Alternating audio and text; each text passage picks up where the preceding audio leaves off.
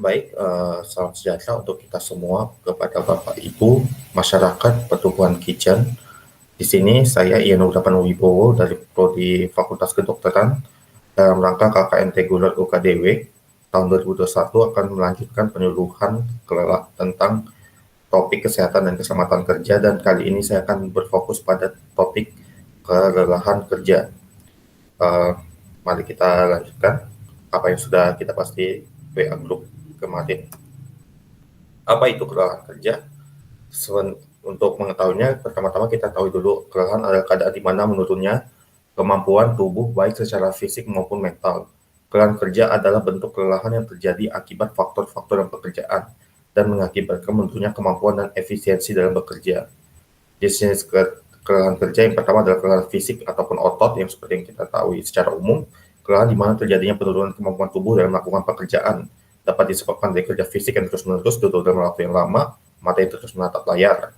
Kemudian ada kelelahan mental, yaitu timbulnya perasaan letih ataupun malas, sehingga walaupun tubuh masih mampu melakukan aktivitas untuk bekerja, kita merasa enggan untuk melakukannya. Kemudian penyebab kelelahan kerja itu bermacam-macam. Yang pertama ada beban kerja yang berlebihan, yang kedua ada batas waktu pekerjaan yang tidak mampu untuk diikuti, dalam artian deadline, atau misalkan dikasih batasnya hari ini, tapi karena beban kerjanya terlalu berlebih, sehingga tidak mampu dan mengakibatkan kelelahan kerja. Dan kemudian ada konflik, ini lebih berkaitan terhadap kelelahan kerja yang mental, konflik baik itu terhadap customer, terhadap atasan, ataupun terhadap rekan sesama pekerja.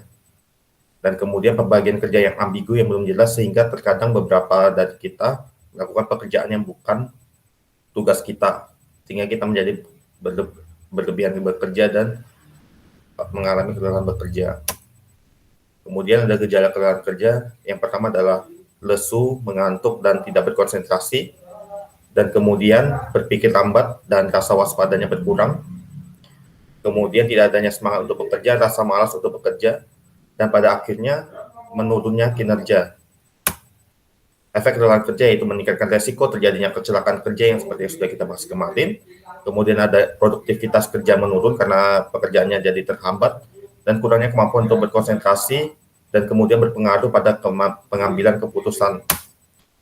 Kemudian gangguan kesehatan dalam jangka panjang, yaitu adanya nyeri sendi dan otot.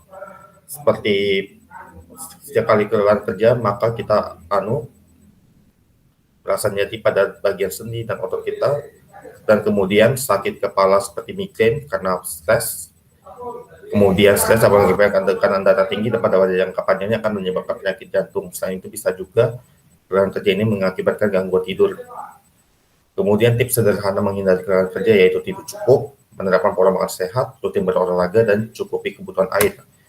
Kali ini saya akan memberikan contoh beberapa penyakit yang dapat mengakibatkan yang disebabkan oleh kerja.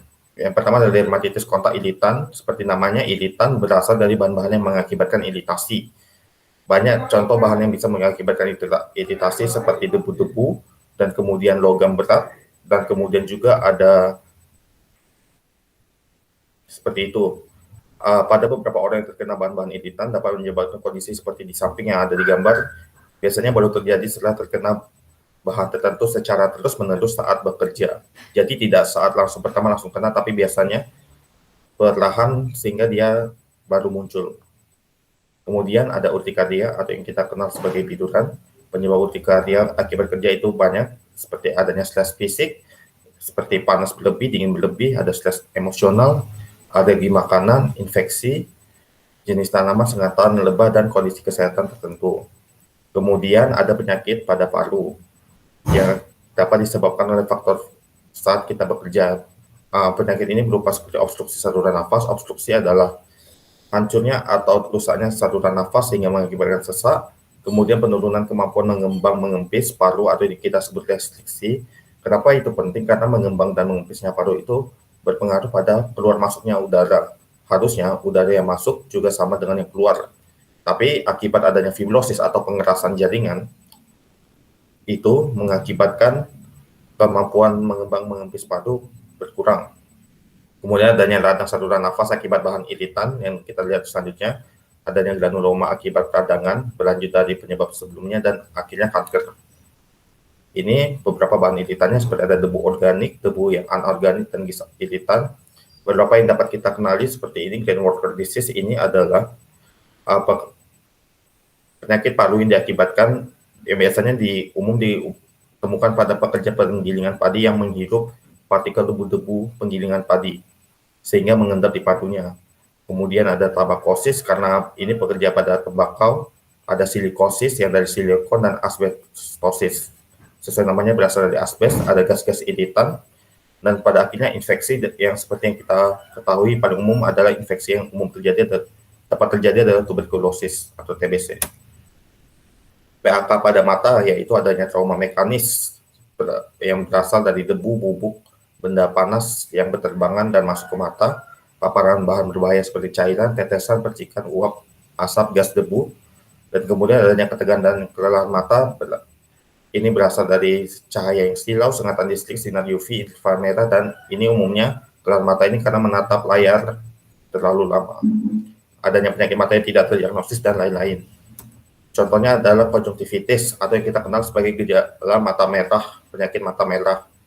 Ini gejalanya mata merah, tidak nyaman, gatal berair, rasa, dan mengganjal. Pemeriksaan fisik konjungtiva hiperemis itu maksudnya matanya merah, adanya sekret yaitu keluarnya kotoran-kotoran, lakrimasi itu keluarnya banyak air mata, dan kemudian adanya edema palpebral itu artinya bengkak pada bagian mata. Pencegahannya dengan suhu kerja optimal, menggunakan APD seperti kacamata, membersihkan ventilasi dan ruang kerja, menghilangkan kebiasaan menggosok mata, mencuci tangan, dan lain-lain.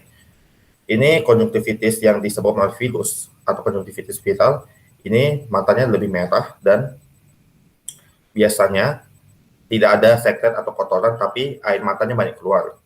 Sedangkan ini ada juga konjungtivitis yang diakibatkan oleh alergi, itu biasanya lebih dominan rasa gatalnya. Dan ada konjungtivitis bakteri yang biasanya lebih banyak sekret yang keluar dari situ, atau lebih banyak kotoran. Dan kemudian adalah katarak trauma. Katarak trauma ini disebabkan oleh kecelakaan dan biasanya tidak berhubungan dengan peningkatan usia, sehingga bisa juga terjadi pada usia muda. Ini dapat diakibatkan oleh trauma tembus, tumpul, radiasi kimia, dan sengatan listrik. Gejalanya adalah silau, mata berkabut dan berembun, tajam penglihatan turun, dan pekerja biasanya berusia muda. Ini adalah beberapa contoh mata yang terkena katarak yang disebabkan oleh kecelakaan. Terima kasih untuk perhatiannya. Silakan jika ada pertanyaan bisa dapat dituliskan di link komentar dan bisa juga disampaikan dari WhatsApp group, dan jangan lupa mengisi form evaluasi. Terima kasih Bapak Ibu untuk kesempatannya. Semoga bermanfaat. Salam sehat.